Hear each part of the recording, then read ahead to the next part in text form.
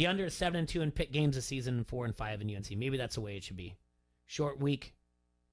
It's an ACC. Weather's not too much of a factor. It's going to be cold. We know that. So tonight, we have the NFL football game, but from 5 to 7, we have the Have Life thing. Yeah. Tell people again what that is. Well, Have Life is a institution that's out there to raise money for kids, basically for kids so they don't miss out. And this is a kickoff and where they it's like do a lot of different things throughout the year, whether it's their golf outing, no shave November type of thing. This is just for guest bartender. I need to shave. Yeah, this is just a guest bartender gig. But yeah, they do certain things like this. They're doing one with pints. They're doing one with the Oscars coming up next month.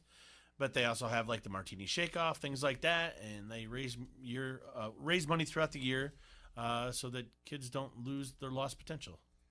All right. That'll be tonight, 5 to 7. I'm not going to be able to make that.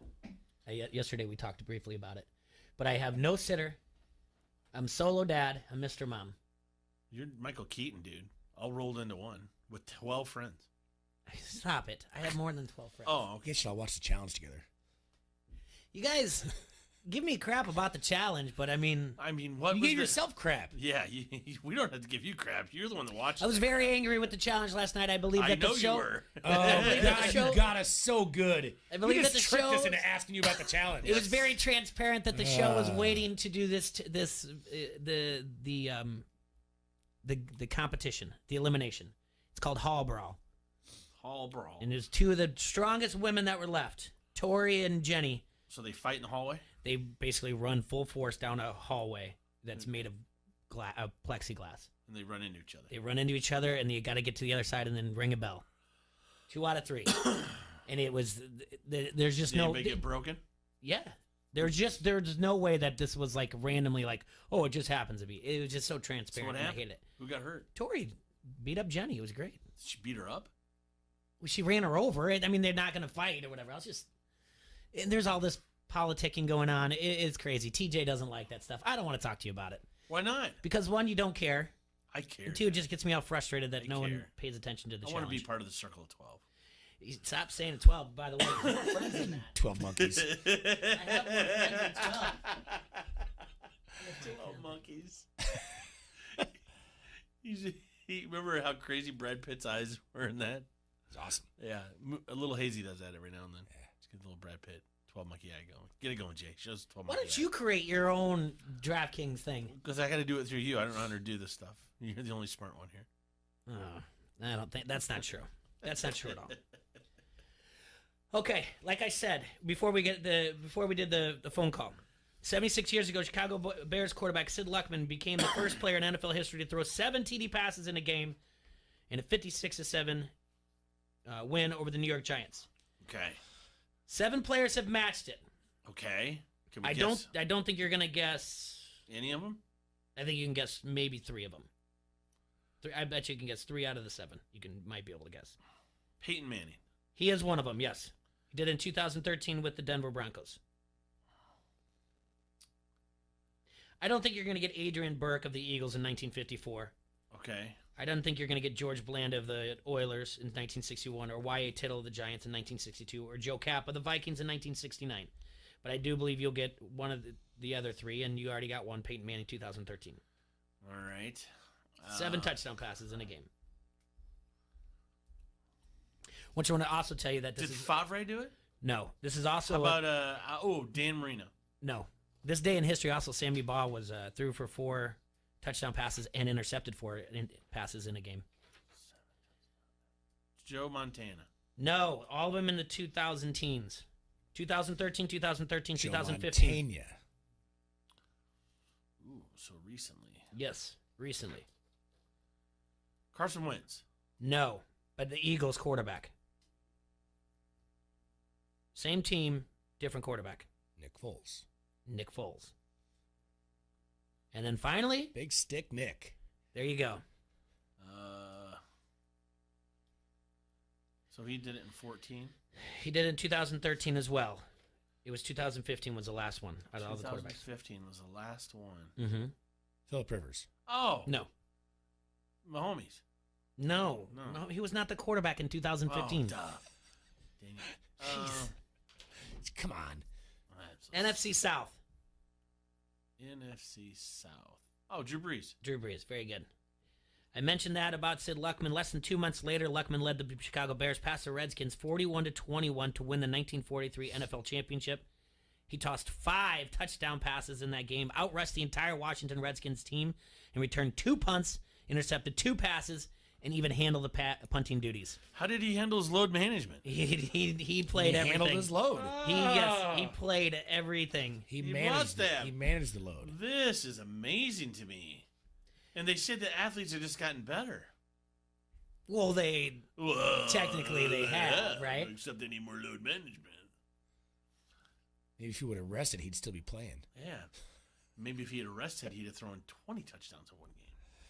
All right. Well, see? Yeah, see. Let's take a quick break. I got a question for you when you come back. Something I've been thinking about a lot since last week. So I'm going to have you guys speculate some things for me. This is dangerous. Okay. All right, pizza lovers. Van's Pizza and More has just opened by the Plex at the corners of Forest and Middle Grove Roads. They have that outstanding Van's Pizza that you love with daily specials. Today's Thursday, so you can get $12.99 for any large Van's Pizza. No half and halves, please. Just call 563-232-1396, and Van's Pizza and More will have it hot and ready for you to pick up, or you can have it delivered. Delivery area is limited, so please ask when you call. Once again, 563-232-1396. That's Van's Pizza and More, 5023 Competition Drive in Bettendorf.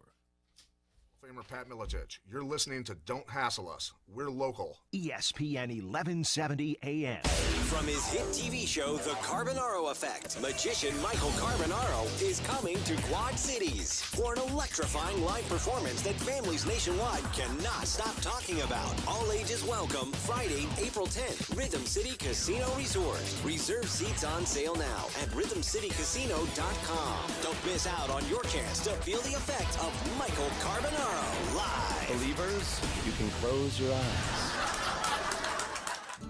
If you're running a business, how much should you invest in retaining your employees? First Midwest Bank has ideas. In today's tight labor market, keeping your employees is more important than ever.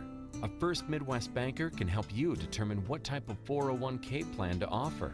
At First Midwest Bank, they're not just bankers, but expert financial advisors. Talk to one today or visit wehaveideas.firstmidwest.com. The Circle Tap in Davenport is your place to catch all the action this football season. Kick back on Sundays with $2 cans and enjoy the NFL Sunday Ticket. Plus, make the Circle Tap your home on Saturdays with their college football specials. Get $2 cans and $6 domestic pitchers during all Iowa games. Plus, during every game, enter to win a weekly black and gold cooler gift basket valued at over $100. Enjoy great food, great drinks, and great friends all football season long at the Circle Tap, West Locust Street, Davenport. Start your day with Golick and Wingo. Enjoy your lunch with the only local sports show in town. Don't hassle us. We're local 12 to 2 on the Quad City Sports Leader, ESPN 1170 AM. This is Bobby Metcalf from the Quad City Times, and you're listening to Don't Hassle Us, We're Local. ESPN 1170 AM.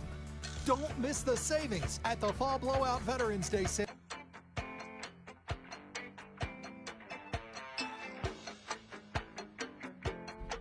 That was a quickie, Jay. Yeah, it was a quick one. And then I kind of messed up Zeta, whatever else. That's all right. Started playing. Hey, but we found out a lot of news on break, everyone. Jay actually has 23 friends. We need one more person out there. Come on, let's give him a couple dozen. Follow QC Hassle on DraftKings. I go to your app and ask to confirm to be my friend. 23. I have 23 friends. And counting. That's pretty good. Hey, it's more than I have on DraftKings. Yeah, I just got to live with you. I don't think I don't think there's a lot of people that are playing it right now, so I think that's pretty high. Well, I'm just saying we're gonna dictate it tonight. Well, I'm just saying I think it's pretty okay. I mentioned this before we went to break. All right, last week I brought up that I watched the end of I watched Top Gun. Which one? The original? Yes, that's the only one. Oh, I thought there was a new one coming out. They're making it. All right, so you watched Top Gun, but not for the first time. No. And then I said that, I don't know if I really need Top Gun 2 in my life. Really? You don't have a need for speed? No, I don't really think there's a necessity for a Top Gun 2 this many years later. I think there is. Well, I don't know. What if they bring back Kelly McGillis? She does not look the same. I So that's they're making a Space Jam 2. I don't need that in my life. Okay, I'd rather have Top Gun than Space Jam. that's what I was going to ask you. What sports related movie do we need a sequel of? What's not out there? Like I would like to see now. I would like to see Program 2. Blue Chips 2. Hold, slow down. The Program 2. Blue Chips 2. I think we need Any Given Sunday. I want to see what they do with the new other coach. Titans. Don't do this. No, now you're gonna start talking about 12 friends, and then you're Another other Given Titans. Sunday. Another. There you go. There's a working title. Just another Sunday. Don't you want to see how they'd end up doing? How are you going to top that speech? That's not the point. I want to see what. So you want a crappy sequel? No. I'm trying to get the premise here of what it would be. He goes on to an expansion franchise. Hoosiers 2. What happened the next season? T-Roy? Did Jimmy Chitwood, did he graduate and go to college? What happens? Does dude end up marrying that chick and having their own kid? It's 10 years down the road. The all-black school comes back and smokes him. Yeah, what if Gene Hackman and that lady end up having a kid? That kid ends up being like the second coming of Jimmy Chitwood, and then they bring another championship back to Hickory. No. Yep. All right, I we got some out there on the Coach, Harrington's I like Pub the Facebook comment thread. I like the program idea. Yeah. But I want to know the premise. What's the storyline? That's the thing. You can throw out all these things, but don't give me a story. What's wrong with that Hoosiers one? That was a great story. I think you don't want to see the sex thing between her and Jim Hackman. I do not want to see that sex. He's a scene at sexy all. I do man, not dude. wanna see- Gene Hackman. I do not want to see that at all. See, How's the that? only problem with Blue Chips 2 is I think it's going to be Shooter like, gets off the juice. He did. Blue Chips 2 is going to end up being like Teen Wolf 2. They're going to just have to do the exact same thing in a different school. The Program 2 you could still do at ESU with the Timberwolves. But the ESU Timberwolves are only going to go as far as a strong right arm of Heisman candidate Joe Kane.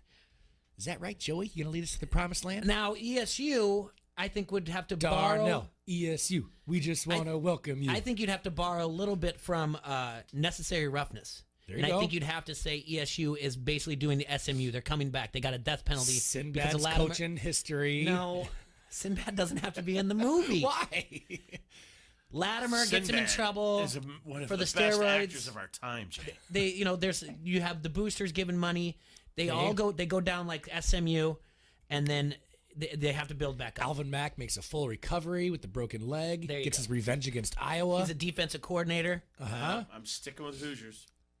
Darnell Jefferson comes back as a running backs coach. We don't have to have all the same characters, but I want to Who borrow from doesn't it. love an alcoholic You guy don't want getting Halle Berry in this. Yeah. Oh. Who doesn't love You an don't want Christy alcoholic? Swanson in this. No, Yeah. Oh. She still looked good, too.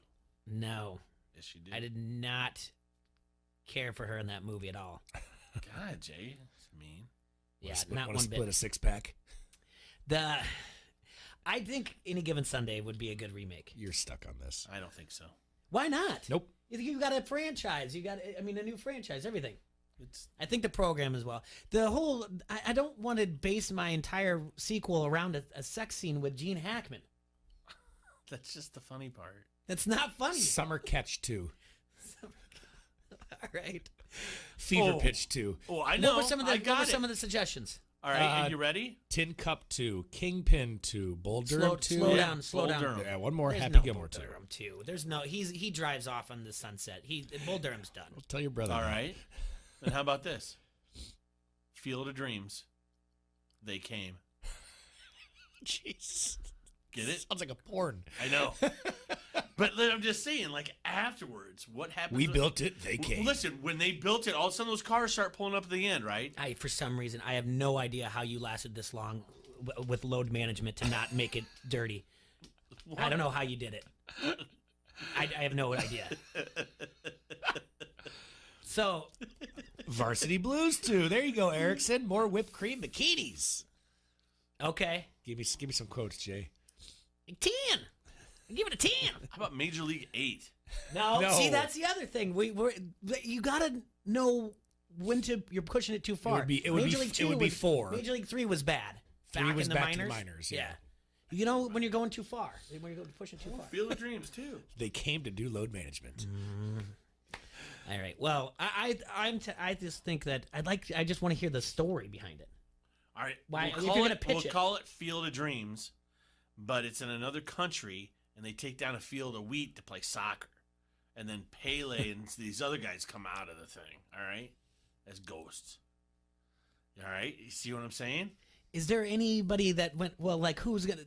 I don't know. Who went down? Do they grow corn and I Like don't Diego know. Maradona? Did someone have a? I mean, there's got to be great soccer players from the past that are dead. Yes, but they have to Pele's have the a only one I bad can think of. backstory to come back. Like he has to ease his pain, and you think it's for No, somebody else, you're but easing really it's the your pain dad. of someone's dad, dude. Rookie of the Year 2. Rookie of the Year 2. Is that the one where the kid breaks his arm? Yeah, Henry Rowan-Gardner. But I don't want to cross into too much. We're getting into Disney movies like Hose Air grabber. Buds, Air Buds, and Air Bud 4, and he's a kicker now. What was that? It'll be the third one, but it would be a good one because it'll make it A make a trilogy? trilogy. Oh, jeez. But the Tom Cruise pool movie, what was that? I can't think of it now. The Color of Money. Yeah. Because he had The Sting. Yeah, okay. And then Color of Money, and then we have the third one. So No, the Sting Anderson isn't that said it. white men Yeah, can't the jump. Sting was the beginning. Yes, it was. It's called. That was not called. It was not the Sting. The That- Sting is was a movie that Robert Redford was in, but it wasn't the Sting. No, it was. It wasn't Redford. It's Paul Newman? Paul Newman. Yeah. And it was him. Wasn't that the Sting? I thought it was the Sting. The Hustler. The Hustler. I'm There sorry. you You're go. right. I like My bad. that There you go. idea, bringing that back, and then Tom Cruise comes in. Vince, he got that. Yeah. By the way, that's a cool shirt. Just has your name right there. Yeah. Yeah. Oh, yeah. Yeah. That's a good scene. Bum, bum, Werewolves in bum, London. I wish we had bum, Werewolves bum, in London bum, right now bum. to play. Ow, Days of Werewolves Thunder in 2? London. No. Okay, Kingpin 2, I could get behind. Yeah. I don't know the storyline behind that. I really like your idea about Roy Munson. the hustle. Well, the Hustler. Hustler, yeah. Color of sorry, Money. Sorry, I messed up. Called Sting.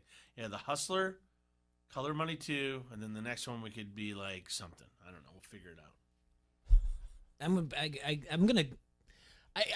gonna put some of these ideas together. I'm gonna get something for you guys, and we're gonna do a choose your own adventure. We can write this thing out. I do like this though. All right, but we're gonna have to take a quick break. Again? Yes, we're gonna take a break so we're not interrupting Rosso. I always feel like we're interrupting him when we come in. He's a, And then we're like rushing at the end for buy and sell, and I don't like to do that. you don't like to do that. Ooh, like to real write- quick, before we got Yes. a break here, Lumi said over the top 2. Oh, boy! Okay, and he already said Stallone's daughter becomes a truck driver who becomes an arm wrestler. Simple. Okay. But how about this? How about Kind of Stallone? like Creed. No, because Stallone had a son in Over the Top. Yeah, Michael. So let's just say Michael identifies as a female and he gets into Oh, female damn. arm wrestling. Guys, Chiroy. Whoa, we can't do it? Jay? He was. You gotta let these trans people perform sports. He was a Doesn't little matter. feminine, He's I'm not gonna identifying. lie. He was- Identifying as a female. Over the trans top. What? And, I can't okay. help it. I'm sorry. There's got to be more out there, but yeah, we'll Starring definitely. Caitlyn Jenner. Yes! She needs to be in a movie. You just go to break. I'd You arm guys wrestle are me. just dirtying up this entire day. Whatever. Hey, I don't make society talk about the crap they talk about. They're the ones who You're make dirtying me. up this entire day. We did. Yes. He's got 23 fins now, Serge. Oh, So you know. nice. Almost doubled. I know. It didn't double overnight. He's the one that made up They 12. call that a baker's dozen, Bob. Just having a heart attack over here. Front Street is the oldest brew pub in the state of Iowa, and it's nestled right along the bank of the mighty It's Mississippi. nestled all right. Serving Davenport since 1992 with awesome beers like the Davenport Gold, the Ross is Wise here to Guy, straighten us the Raging River, and the oh so popular Cherry Bomb Blonde. You can check out the Facebook page for their drink and food specials. Visit the webpage at www.frontstreetbrew.com. Restaurant should be opening any day now. We're waiting to hear at 2A East River Drive. Tap room rocking and rolling in the Freight House Complex. Those are our friends from Front Street Brewery.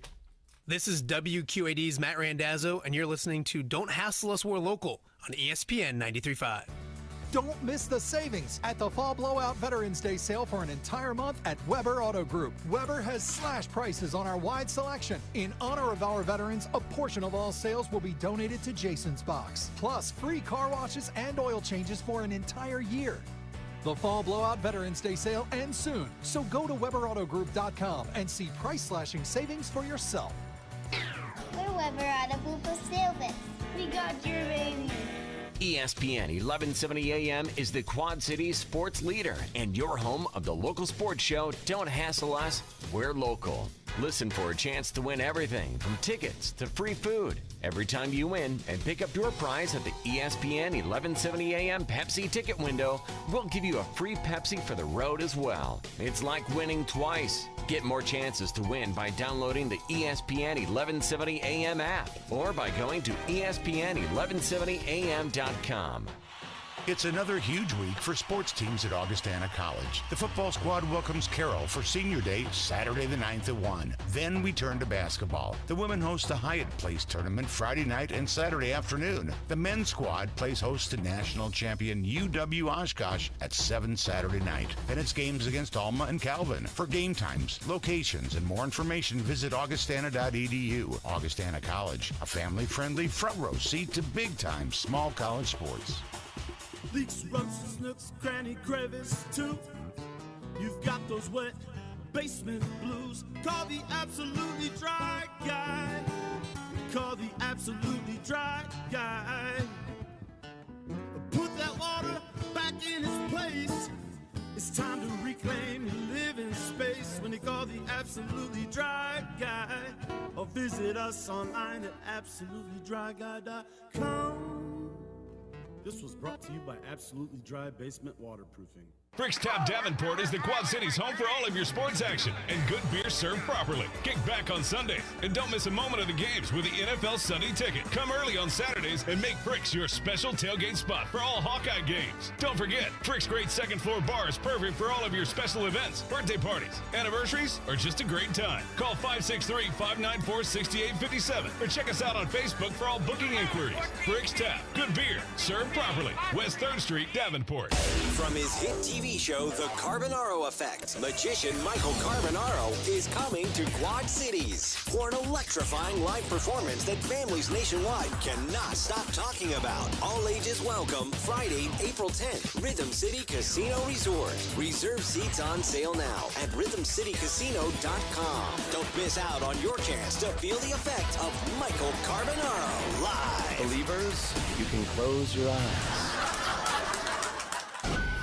From the Sheedy Family Chiropractic Studios, this is the Quad Cities sports leader, ESPN 1170 AM, KBOB, Davenport.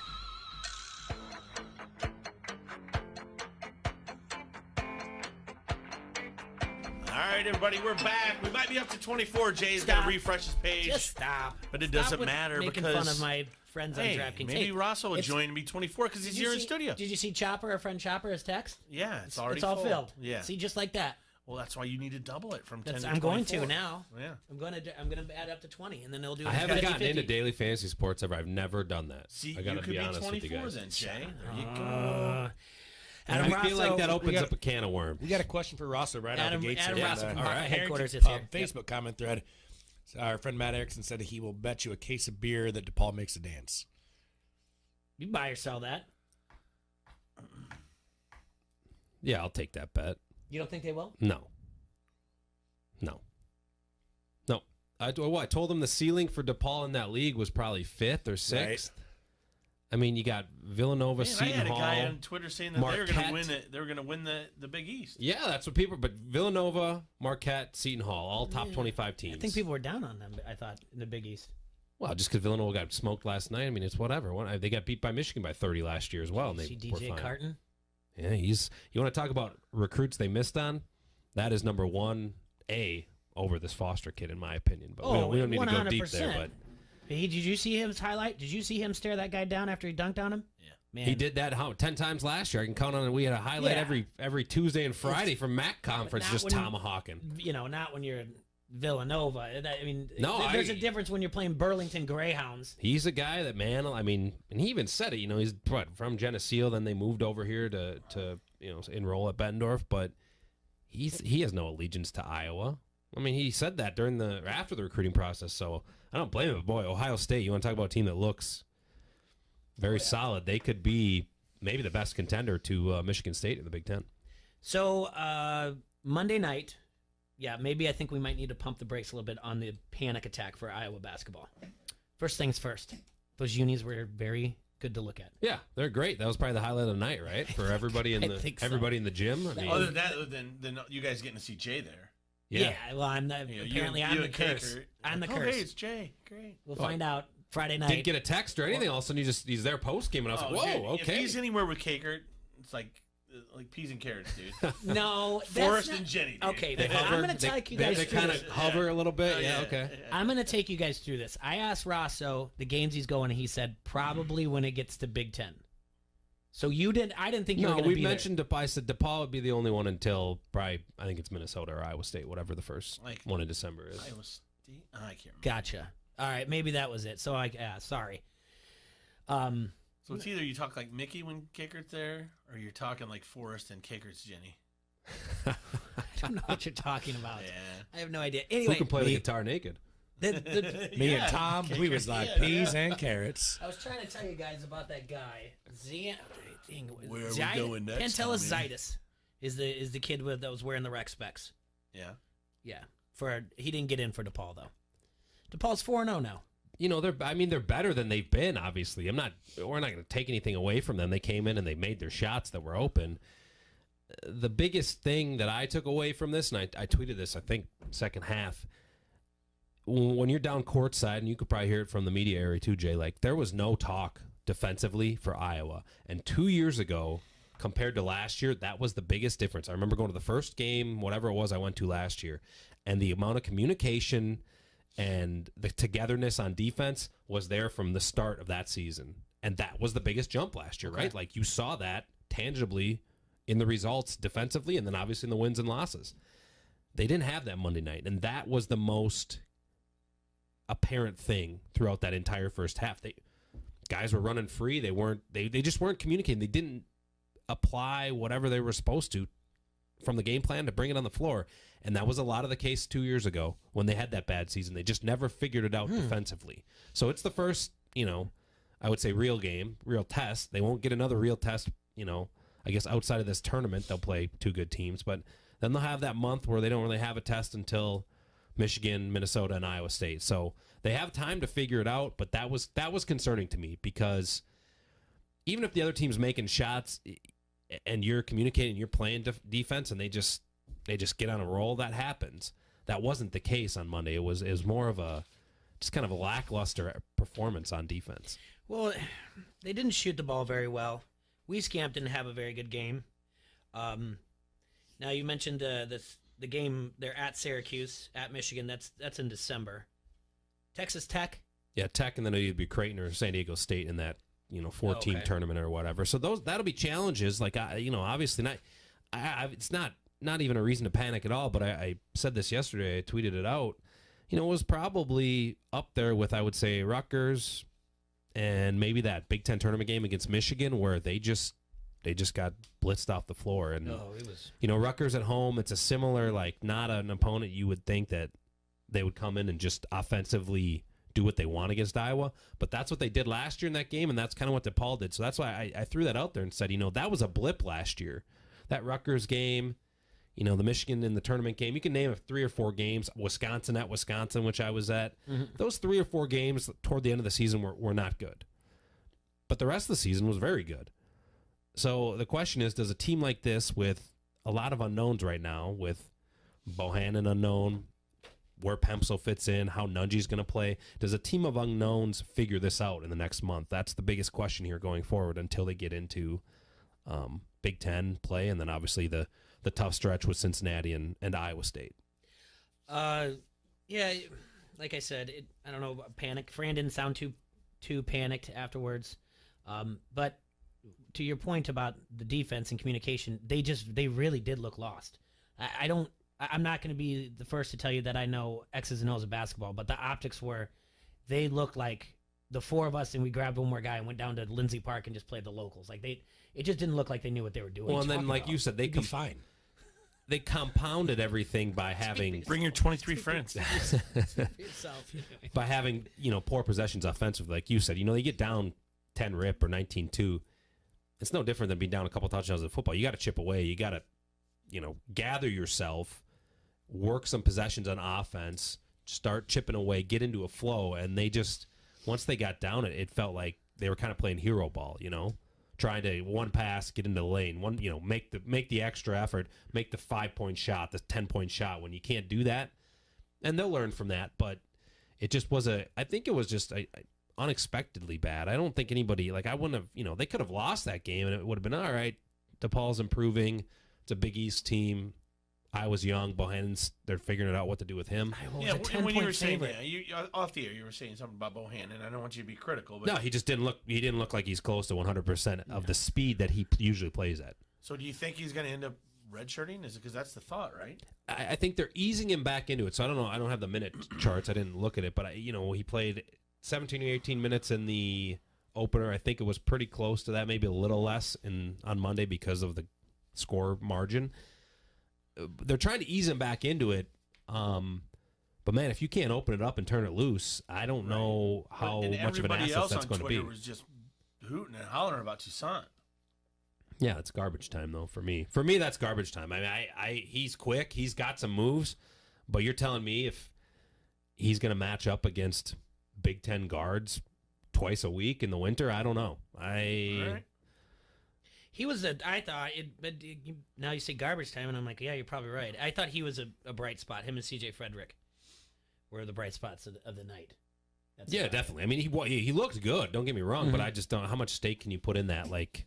When it's it was a 18 to 25 point game for almost the entire second half until they made a run at the end, right? It wasn't like he went in and gave them minutes in the first half at least. I mean. And you go back into the post-game press conference, and Fran says maybe I should have called timeout at 6-0, 10-0 instead of 13-0, and he's right. You got to cool that down a little bit. Yeah, but part of me early in the season, don't you want your guys to figure that out too? Yeah. That's a good point. It's like one of those, maybe if it's maybe in Fran's eyes, this is all right. See how they react exactly, and then go back and say, hey, you guys did this, and this wrong. This is how we're going to fix it. This is what we're going to move on. These are the mistakes we made. This is a learning experience. Other than anything, it's one loss. Don't worry. I think that's exactly right. You hit it on the head. I think he probably, you take one right away, and you're like, all right, calm everybody down, and then nobody gets calmed down, and it's 19-2 all of a sudden, and it's all right. Well, let's let the younger guys figure it out. Yeah. If they come back, we'll start maneuvering and figuring that out. I'm sure in timeouts they said, hey, we need to get this within single digits at halftime, and they just never did. There's goals when they say, all right, the under 4, let's start chipping away, whatever. But I'm with you. I think that he just said, all right, let's let these guys learn on the job. This isn't Minnesota or Michigan or Iowa State. It's not a game we have to win. Right, but this isn't football either. It isn't that each game is so important that you can't make it to your goal. Yep, and I just think that's I didn't mind. I think he's just analyzing himself maybe a little bit out loud, but I didn't mind that at all. I think that let's see what these guys can do. Let's mix and match some lineups. He took Nunji out, and then Kriener was playing well, and he really didn't go back in. So maybe Nunji's an off the bench guy, but I know they don't want to play Kriener and Garza on the floor all the time together because they're similar guys. They're similar bruisers. They're not as good off the dribble. Garza can hit. They can both hit the 3, but Nunji gives them kind of a slasher mode at that 4. But he didn't have it the other night. So, well, we'll see if I'm bad luck when I go Friday night. Good Lord. Yeah, we'll see. Jaybird T-Roy. Yes. Eric from Klein Sewer and Drain says to say hello. I just want to give him a quick shout out for taking care of business while I'm here at the radio today. Well, thank you, Mr. Klein. Yeah. Shout out to you. Down in the village, did some work down there, got everything all ready to go for the weekend. So thank you to Eric. Just a quick shout out there. All right, so more importantly, going on to this weekend, do you have your on-camera outfit picked out? Your little what colors you're gonna wear? Yeah, I think I'm gonna go peach gingham shirt with a gray tie to match my gray peacoat. You tell me last week though you're kind of I trolled. But that was they weren't playing Minnesota. They weren't playing Minnesota then. Okay, gotcha. So last week I had maroon sweater, gold tie, white shirt.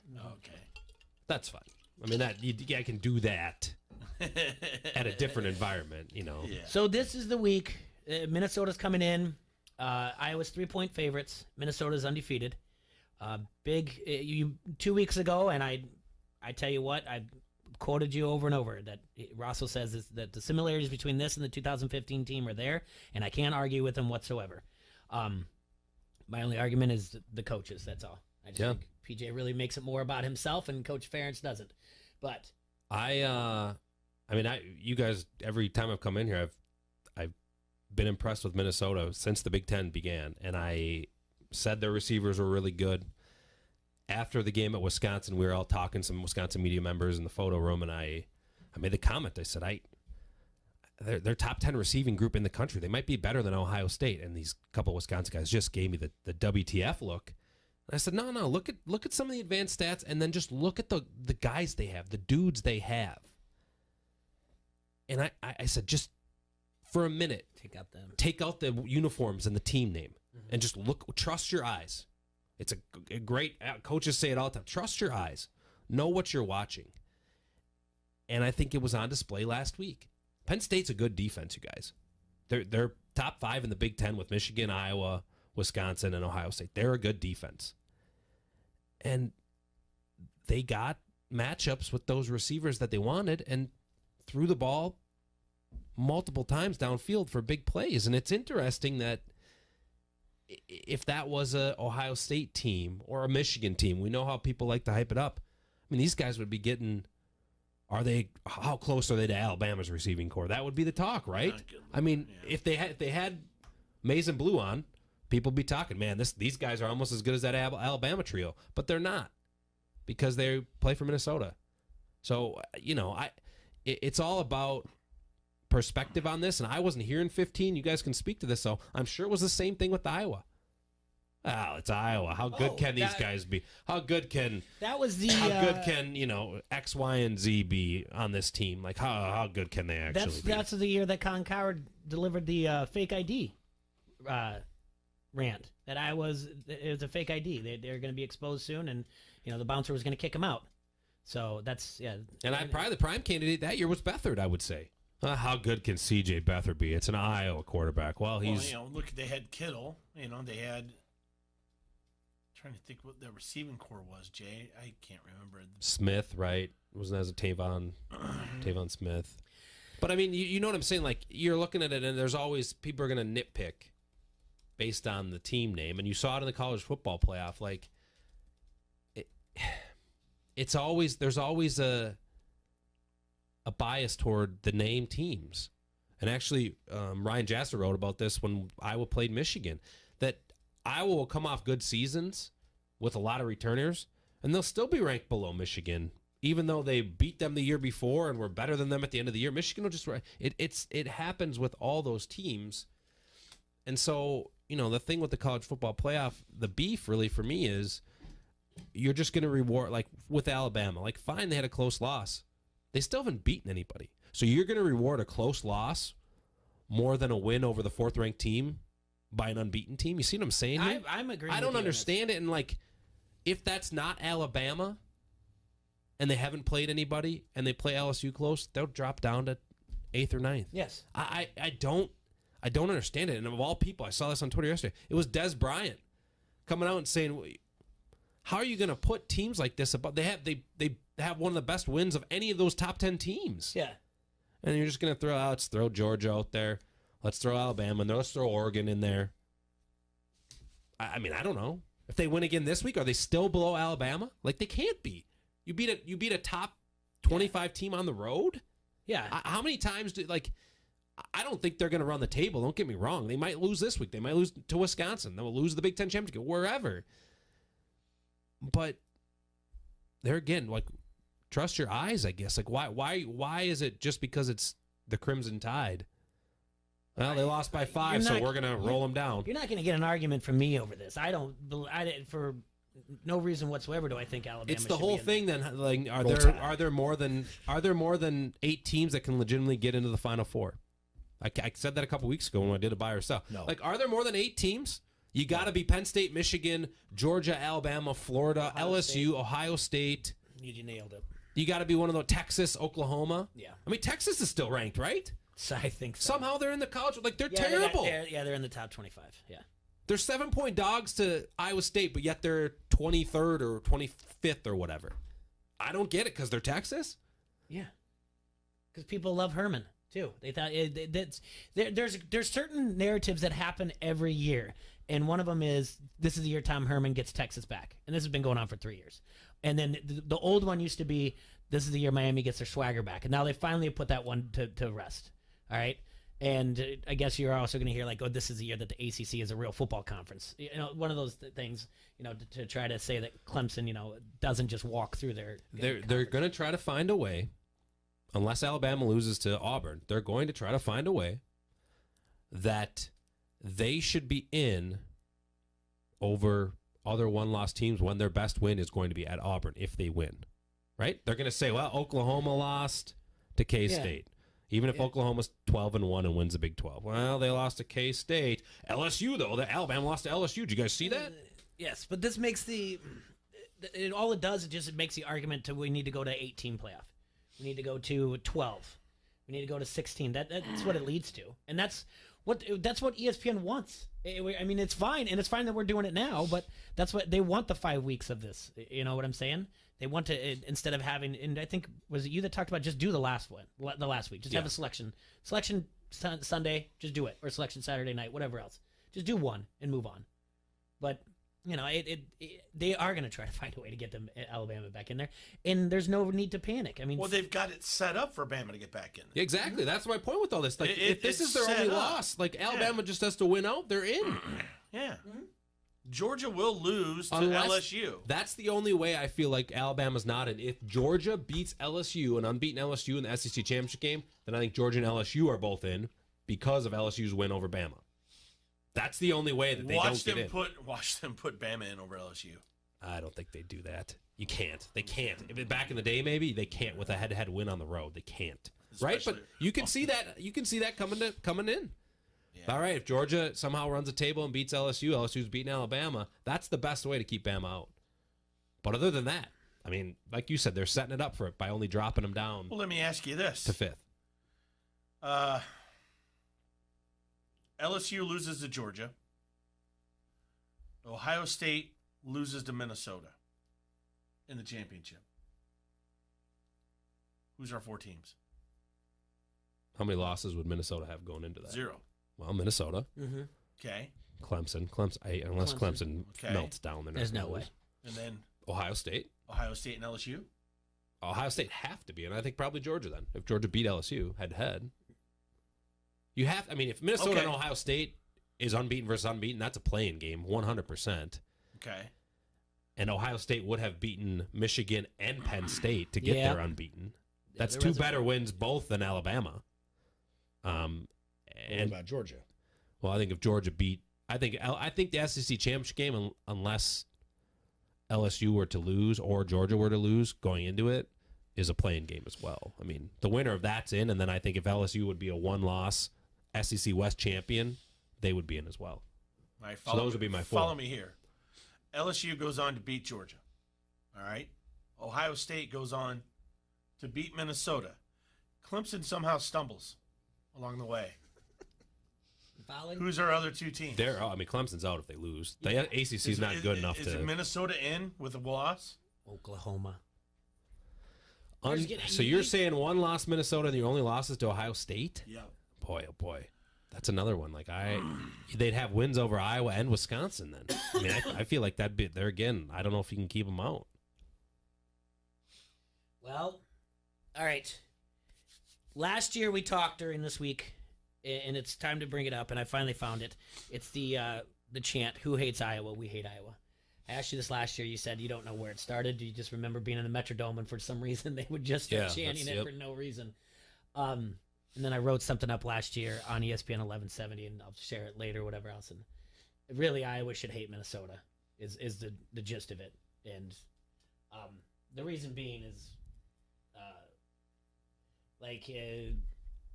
there's been a lot of controversy in the past, a lot of racial stuff as well. So, but Minnesota really, I think anyone's ever given me a reason why they chant "Who hates Iowa? We hate Iowa." Like I said, I think I said this last year. I'm not sure where it started or why it started. Yeah. I think that the one thing we come up with all the time is when they, in 2002, when they beat Minnesota to clinch the Big Ten, and they tried to take the that might have they took the field goal. That might have been part of it. The field goal post out of the Metrodome. I mean, There's no way possible. I mean, they're revolving you know, doors. Kirk said on Tuesday that when he was there in the 80s, it wasn't a very healthy rivalry, neither on the field or in the stands. I mean, you guys could speak to that maybe a little more than I could, but I haven't gotten that sense lately. I will say the funny thing is, growing up, and this goes to a lot of sports. My dad, we wouldn't go to Iowa or Wisconsin games. We wouldn't go to Brewers Twins. We wouldn't go to Packers Vikings because he thought stuff got out of hand. So I think there is a past precedent when he was growing up, 70s and 80s or 60s even. But lately, I feel like that's kind of not as much been the case. I guess I don't remember anything from when I was a kid, but we never. The first game I saw, my dad was to take me to any games. He was like, "Hey, come on here, help me change the oil." Yeah. First game I saw Iowa Minnesota was Hayden Fry's last game, I believe, in the Metrodome, and Minnesota pounded them. Right. So it's like, this in the past, I went pretty deep on all this stuff, but national championships, it's 8-1 conference championships, 18-13 all-time wins. They're better. Iowa's got more bowl games and a better bowl record, but they have more NFL draft picks, more consensus All-Americans. So. And, this is like dumb stuff. Like in 2013, the University of Minnesota published a fan guide, How to Be a Minnesota Football Fan, in a short lesson. Lesson number 8 was Hate Iowa. It read, hate is such a strong word. That's why we used it. So when we're playing the Hawkeyes and a group of fans chant, who hates Iowa? The proper response is, we hate Iowa. The athletic director ordered the guide taken off the internet, but it's out there and people remember it. I got asked this yesterday. I was on with a podcast of the Score North guys in Minneapolis, and they said, how does the program and the university view this rivalry, and how do the fans view this rivalry? And I said, I think the program, as far as history, I think they put it up with the Cyhawk rivalry. I think Kirk has talked about how much he like the Floyd Trophy. Mm-hmm. He likes it, how much it's meant, and how it's always been back and forth and always been close since he got there in the 80s. Would you guys agree with that it's probably 1A to the Cyhawk rivalry? I think it's Wisconsin's heated up in the last 10, 15 years because they've both been good. Mm-hmm. But historically, I think that's where this one would be up to Iowa State. This was always the one when I was a kid that we wanted to win, was the Floyd of Rosedale. This is the one when I was a kid. I don't even remember the Wisconsin one, the bowl. I don't remember the Wisconsin one either. I always remember Floyd of Rosedale. That's what I thought, because it's been like that's how it was for us growing up. It was always Iowa and Wisconsin for Minnesota. Same thing. Like those. It was you played Iowa State, but no one would sit there and say Cyhawk when we were growing up. We were just like, when are we going to beat Iowa State? Yeah, we're moving on. But the Minnesota one, definitely Floyd of Rosedale, is a big deal. And that's a cool aspect of it. The first game was Hayden Fry never lost to Iowa State. No. Yeah, that's the thing. It wasn't a rivalry. It was just one-sided. They've when I wrote this in 1891 was the first meeting. This has been going forever. They didn't start playing for the Pig until the 30s, but it's and I feel like. I still think they should have a live pig and slaughter it right on the field. Okay. They get to begin. Right in front of PETA. The first year was a pig. The first year was a pig, yeah. Yeah. Yeah, well, it was because of... It's wrong to eat a pig, Jay? The whole thing happened because it was a situation on the field, and Iowa kind of was like, if the referees don't call it this way, basically there was going to be a fight. Mm-hmm. So the Minnesota governor, Floyd Olson, said that Gophers would play fair, and he'd like to put up Minnesota prize hog versus Iowa's prize hog to the victor. So Minnesota ended up winning that game in 13-6, and they won their second consecutive national title that year. Alan Loomis, the owner of Rosedale Farms near Fort Dodge, Iowa, donated the award-winning pig, and Governor Herrig personally delivered it, Floyd of Rosedale, to Governor Olson. Since then, it has now become a 98-pound bronze trophy. That's the other thing about it. Cool. Just talking to the guys, like... You do that all from memory? No, it's right there. It's 98 pounds. I wrote this last year. Pounds. It's 100 pounds. I wrote that last year. You see them run to it. That's why no one guy can just play. It's 100 pounds. Think about that. Yeah. I don't know how big the other trophies are. They're not 100 pounds. They're not 100 pounds. Watch their load management with that. Like, oh, Jesus. Yeah. Be careful. Yeah. So let's take a quick break and let's see who you think's going to win the game on Saturday. All right. We got to get his standings, too. Yeah, we got power ranking, bar sell. We got all kinds of things. So wasting time, big day, so big Thursday here. So much Floyd of Rosedale. Like talking about pigs, so can't beat it. Yeah. All right, guys. We need to make sure you get and check out our friends from Locals Love Us.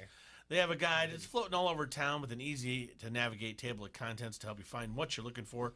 or you can go to the website, localslovis.com, click on Quad Cities and browse your favorites. It's easy to use, and they rank the most popular places. Thanks to Chopper and all our friends at Locals Lovis. They're your guide to the best. This is Matt Koss of the Quad City Times, and you are listening to Don't Hassle Us, We're Local. ESPN 1170 AM. When the soil around your foundation shifts, it can cause serious problems for your home, including bowing, leaning, or cracked basement walls. Helitech's patented wall anchoring system will provide a permanent solution for bowing basement walls and will get the job done right the first time.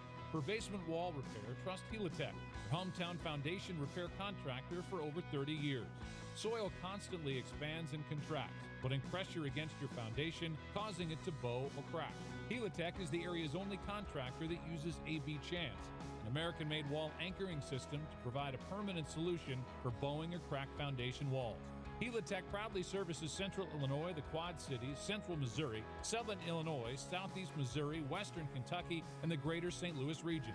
When it comes to basement cracks, don't ignore the problem. Trust Helitech to heal your home. Give yourself peace of mind knowing they will find the root of the problem, the solution, and heal it for a lifetime.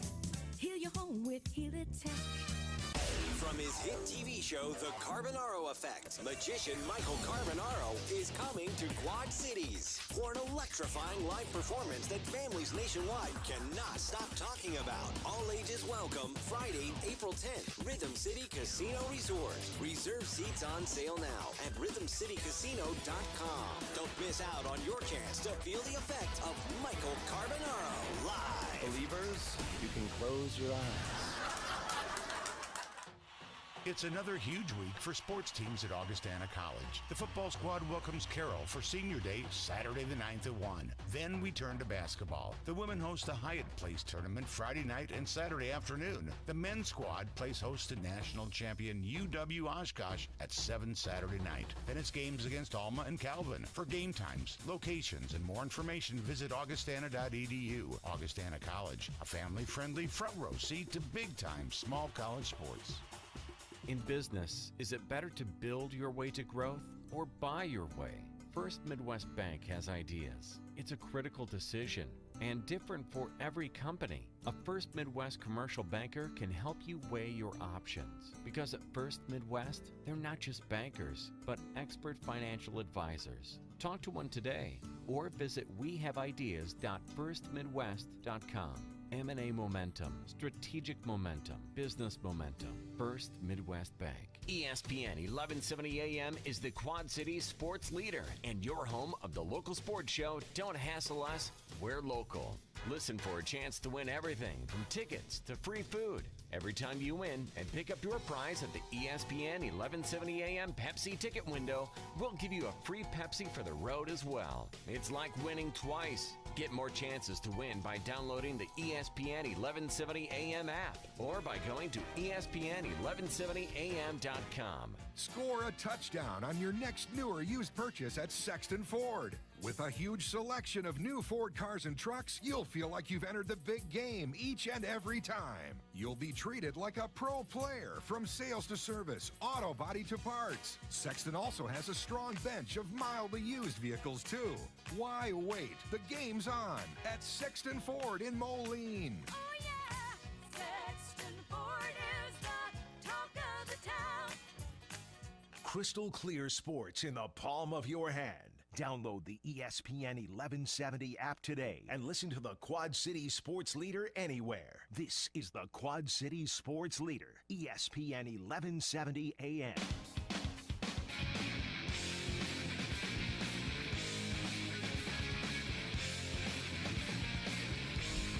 Welcome back. Don't Hassle us, we're local here on ESPN 1170 AM. We're live in the Hassle Castle, brought to you by Done Right TV and Security. In studio with us is Adam Rosso from Hawkeye Headquarters. Talked a little bit Iowa basketball. Talked a little bit about the rivalry between Iowa and Minnesota. Now we're going to take a look at the game, the score, the prediction. Rosso, what are you looking at? You know, I think there's a couple things it comes down to. I think Iowa's ability to limit the big play. Minnesota's got what did I write down? They have 8 touchdowns of more than 35 yards through the air. I know that. I think they have 15 total passes of 35 yards or more. You know, those are game changers. And Iowa has to A, tackle them if they have a one-on-one situation, and B, not let them get behind them. And that's kind of my story today that's going to run on Channel 4 is they put themselves in a lot of one-on-one situations. You guys saw it a little bit if you watched Saturday's game. Like, for instance, that first pass of the opening touchdown for Minnesota. Like, they fit it between the safety and the corner, and then it was the safety's deal to stay behind and tackle him, and he didn't. And then it was a 75-yard touchdown. Like, those are things where Iowa, if they get an opening, they have to make the play because these receivers are good enough to just house it every time. That's the main thing for me to watch. Like, if they give up more than 3 or 4 or even 2 or 3 of those big pass plays, it's gonna be tough. The other interesting thing is, does Iowa come out and move the ball with some tempo like they did in the second half against Wisconsin? Do they start with that? Is that a way to jumpstart this offense and get more in a rhythm? Because whatever it did on Saturday, it obviously worked. I mean, they went down the field twice with great efficiency, and they looked more like they were in a rhythm. That might lend itself to a shootout, but they're going to have to score some points. I don't think they're not going to win this one 14-13. I would be shocked if the score is that low. So coming to all that, I've been on Minnesota all year. You can ask Randazzo, Metcalf. We were at an Assumption soccer game, and I said, Minnesota's coming in here and win this game in June. I said that. I said they're too good offensively. That's the type of team that Iowa has trouble with. So long story short, I'm saying 28-24 Gophers. And on the way home, Jasper and I listened to Fleck's press conference after the win. 90% BS. I'm not. It's just tiring listening to him, even though I'm in Minnesota. It just gets long. But there are snippets that stick with you. And the snippet that stuck with me was, he said, second half, I'm sure everybody in the stadium, everybody in Minnesota goes, here we go again. Gophers get a lead, can't hang on to it because it's happened in the past. Big letdowns. That's how this program is. And I tweeted that. I said, I've seen this story before when it was, I think, 31-20. They gave up the touchdown with 10 minutes to go. I said, oh, all right. Penn State wins this game 32-31. I've seen this movie before. And he point blank said, you got to get past it. That's the past. You can't keep living in the past. And I think that mantra, to me, applies to this week for the Gophers. They can't live in the past. If they do, they're going to lose because I was good enough to beat them, obviously. They can't live in the past. You can't keep looking back and doing a woe is me or here we go again. Just like Minnesota can't come in here and say, well, we're riding high. We beat Penn State. We can show up and even if we play an off game, we can beat Iowa. That's not going to happen. I think if this will tell you a lot about the pulse of Fleck and the pulse of that team if they come in here and beat Iowa, right? Yeah.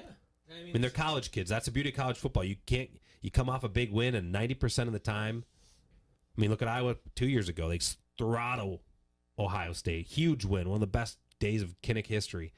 And then they go to Wisconsin and just get the doors blown off them because it's hard. It's hard to come back every week when you're a college kid. It's hard not to buy into the hype. Well, it's hard to win on the road. Yeah. I mean, it really is. We'll see. I would not be surprised one bit if Iowa wins, but like I said, I've been on Minnesota all year. I said before the season they'd win this game, so I'll stick to it. They've also scored 28 points in 15 of the last 16 games, including all 9 this year. So that's kind of the number for me. If they can hold them under 28, I think Iowa's a good shot winning, even under 27. They get to that 27, 28, 30, 31 number, I think Iowa takes a loss. That's pretty valid. Right? I mean, you're right. Yeah, I'm worried about the Minnesota defensive secondary. They did a good job with Clifford. I mean, two key interceptions in the red zone, and they're ball hawks out there. And I don't, you said you get in rhythm going down the field, and then one turnover can kill that. You start second guessing it. Now, where's he at? Where's the defender at? Was it, and you start, Well, if I was going to win this game, I can't have an indecisive Nate Stanley. There was a key play last week towards the beginning of the game. They'd gotten that turnover. They're close to being able to score. Stanley's rolling out to his right, okay? Someone had gone out into the flat. It was the third down play. They could have hit the dude in the flat almost immediately. Guy could have maybe made a move. Stanley holds on the ball. Throws it away. Yep. Luckily, there ends up being a pass interference call. But the whole time I'm watching that play, like, I can see the dude open. He's right in front of you, Nate. Just toss him the ball. I mean, you're pulling a sled behind your ass. You can't. You're not going to scramble for any yards. Like, let's do something. I don't. That's just me. He held the ball way too much, and he's very indecisive. He has not made the steps forward that we were hoping he would make as Hawkeye fans. He just didn't. And I don't want to be critical of a college kid. I think he's a great kid. I think he's a good quarterback. He's not a great quarterback. Correct. He also doesn't have NFL tight ends. Yeah, that helps. I just think that helps a lot. And that's what I'm saying. This Gophers quarterback. I mean, is this Gophers quarterback any better than Nate Stanley? Probably not. You know what he's got? He's got NFL wideouts. 2 NFL wideouts. One kid's only a redshirt sophomore, Bateman. He'll be probably the best one of the group. And then you got Tyler Johnson, who will get drafted this year too. So when you have those guys, you look like Tanner Morgan does, or you look like Nate did last year. When you can exploit one-on-one matchups both and those light them guys up. would have came back. Who knows what's going on with this Iowa team with those two? But you said this would be the shootout, Troy. When we talked about it a few weeks ago, you believe that still? It looks like it's going to be decent weather, like 40 degrees in November. I think this could be high scoring. I think it is. I go into what you said last year. I think Iowa's kind of figured out how to get the rhythm going. I hope, please, off the end of that Wisconsin game. I mean, they had every opportunity to win that game, at least tie it up. I think this one will be the shootout. I think this is the one where you're looking at a high score in the 50s for a combined point. I hope you're wrong. I hope it's Iowa 31-28. Yeah, I mean, I think it should be exciting, and I'd be shocked if it's not another one-possession game. You can put all these teams in a blender except for Ohio State, to me. We talked about it after the game. Penn State, Wisconsin, Michigan, Iowa, Minnesota. Those 5 teams, you put them in a blender, you have them play each other all the time, they probably all beat each other. They're all very even. Yes. Each have a little bit of a flaw. Like, I don't think Minnesota's defense is that good. Right. Wisconsin's quarterback's not very good. Michigan's offense isn't very good, but they all have their studs too, like KJ Hamler, like Michigan's defensive front. I like Jonathan Taylor. I like the 2 defensive ends in Iowa. I think they're great too. I mean, that's why it's Quinn and Espn. Or not Quinn. Buy or sell? Yeah, let's do it. Oh man, we're running out of time, aren't we? Jeez. I'm out. Yeah. Well, the first one. Here we go. Are you buying or selling PJ Fleck? That's the only question. That's the question. I just wrote down PJ Fleck. This guy, you guys look like PJ Fleck with your quarter vest or whatever else over your college shirts. You got the twin shirt on though. Yeah, you guys look like we're trying to get more than 23 friends. The quarter vest and trying to be like never know who's watching. You never know who's out there watching. Trying to get a job. This guy, here's the deal. He gets his players to buy into what he believes, and not only is he his own biggest cheerleader, he's the biggest cheerleader for his players. So they see that in him, and they respond to him, which is good. You need everyone to buy into the system, and like you said, forget the past. You got to get over it. And reluctantly, I buy it because he's been successful everywhere he's gone. To me, he's just too much of I'm a PJ Fleck guy first. I really do believe he's got himself before the University of Minnesota. That's all. But he gets it. He gets his players to buy in. So I buy PJ Fleck. 100% buy PJ. I'm buying 2. You take out his first seasons at Western Michigan and at Minnesota, he's 45-17, almost 73% wins. I mean, that's pretty good. And I encourage you guys go on. There's an article on Yahoo. Can't remember who wrote it. I read it last night. Kind of goes through everything, and there are a couple NFL guys that years ago they said he looked like a young Urban Meyer because of 2 things: because he connects with his players for motivation purposes, and he can recruit. And he said if you have that whole thing where you can get guys to believe in you, and then they relate to you when they're there, he's like that's a big combination. And the guy, he said, I keep texting the NFL scout that when he was at Western, said he's an Urban Meyer type, that when you have that combo, players can do great things. I mean, so far, he's shown that. I don't know if he's at Urban's level. I don't know if he ever will be, but it's interesting because I think the article said that when Urban got hired as a receivers coach at Notre Dame, somebody at Western Michigan, the AD or the president, called and said, why did you hire Urban when he was just a receivers coach? He said, because he had that factor where he just captivated the players and the people. Mm-hmm. And you knew that he was going to be a guy that just rallied the troops, that they buy into what he was selling, and that's kind of been the case with Fleck. So I'm buying to it. It's interesting. He's, like I said, he's not for everybody. He's kind of annoying, but you don't have to. You win games, man. Doesn't really matter, does it? I mean, no, it's like I said, I'm not a PJ Fleck guy, but I buy into what he does. So.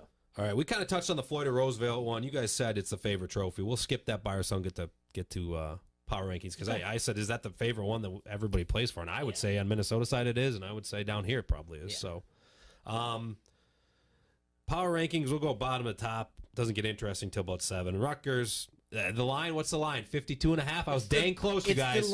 It's the largest spread in a conference game in Vegas history. What did I have it at? 50. I said 55.5, right? Or 54.5. One of the two. I think I was at 51 or something. We're all like, all right. I think they're going to win by 73. Here, I wrote it down. With no Chase Young? Are you sure? Someone said 57.5. Someone said 52.5. I have it at 55.5, and I had 49. I had 55.5 because I said just under 8 touchdowns. I think I had 57.5. Okay. So there you go. I mean, we're right in the ballpark. Yeah. I mean, and I just saw somebody's offering the Rutgers money line, and a $5 bet gets like and the question why I have thousands of dollars. My little notes. Yeah, I don't question Peter Geeks, look at that. You put money line, Rutgers in the money line. Could you imagine? I can't imagine. It's not happening. Look at this. Also, you talk about jinx. The day after you said Chase Young for Heisman, he's out. Well, we'll get to that. Let's go top down then. The bottom 4: Nebraska, Maryland, Northwestern, Rutgers. We'll get through the top 10 here. Is this whole Chase Young thing pre-planned? Like, magically he's going to be suspended for Rutgers and Maryland, just magically? Like, it's fishy to me. It's load fishy. Management? It's all fishy to me. Why didn't they do it at the beginning of the season? Why didn't they do it mid-season? Why when they go into Rutgers and Maryland is all of a sudden this is all coming up and now we're going to give him a 2-game suspension? He's going to play at Penn State. He's going to play at Michigan. Yeah. It's all fishy to me. I thought that too. When I heard that he was just going to be like out the for these NCAA games. knew about it before and they said, all right, pick your two. Yeah, because it's not that big of a deal. We only got a minute and 20 seconds, so let's get through it. Minnesota at 2. I said this earlier. They should be at least I'm with 6th in you. the college football playoff. I don't know why they're not. I Penn had them at State. 5. I have Penn State at 3. Okay. I don't think last week was a tough loss, but whatever. Wisconsin, Michigan, Iowa. The next 3, they're all, like I said, pretty interchangeable. Yeah. The big mover, Illinois is 7. Oh yeah, they are up there, man. You know what? Illinois Absolutely. is 7. We said good luck to we talked you about go, Huggy Bear. You got to Love believe for in you. them. And hey, anything can happen. They're coming off a bye next week at Kinnick. Who knows? Who knows what happens with them after I last already week? said it on air. I'm nervous. Where they had no business winning that game last week, and they come back at Michigan State, win. Like, they're doing something right down there this year. Yeah. And then Michigan State, Indiana, and Purdue round up the bottom 10. All right. Well, thank you for your time, Ross. So we appreciate it. Thanks to Julian for calling in from DraftKings. We'll see you guys tomorrow. And Dan Gable in studio at noon. Yay. Tune in. You guys have a hassle-free Thursday. Enjoy yourselves, Quad Cities. See you, Bobbers.